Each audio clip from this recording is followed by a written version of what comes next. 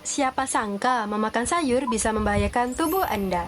Pertanian tradisional umumnya menggunakan pestisida untuk melindungi tanaman dari hama dan penyakit untuk meningkatkan hasil panen. Namun, di sisi lain, pestisida bisa berdampak buruk bagi tubuh kita. Jadi, bagaimana caranya menjamin makanan yang kita konsumsi agar tetap sehat dan ramah lingkungan?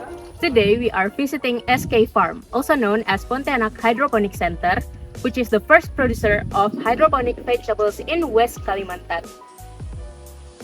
SK Farm adalah solusi bagi Anda yang ingin mengonsumsi sayuran yang sehat, segar, dan ramah lingkungan.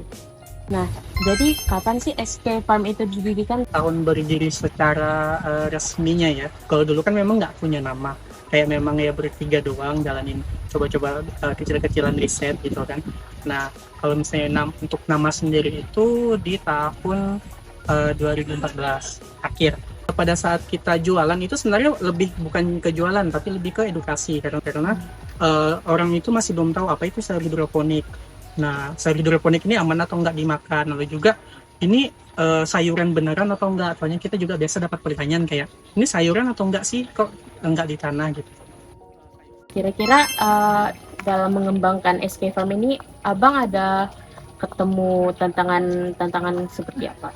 Nah, kalau untuk tantangan sendiri karena kita memang melakukan usaha ataupun melakukan budidaya tanaman yang tetap ada ketergantungan dan juga ada unsur eksternal seperti cuaca dan juga kondisi alam.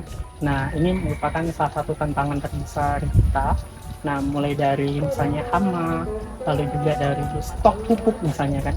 Nah, stok pupuk ini juga kita jadi kendala karena juga ada perang.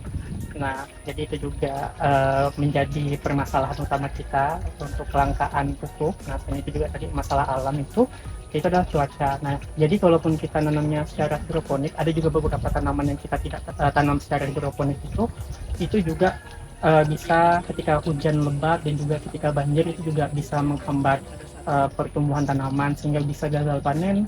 Dan juga kalau misalnya untuk cuaca yang tidak menentu, artinya kita juga kesulitan dalam bercocok tanam dan juga kondisi-kondisi itu itulah yang memang membuat kita itu kesulitan.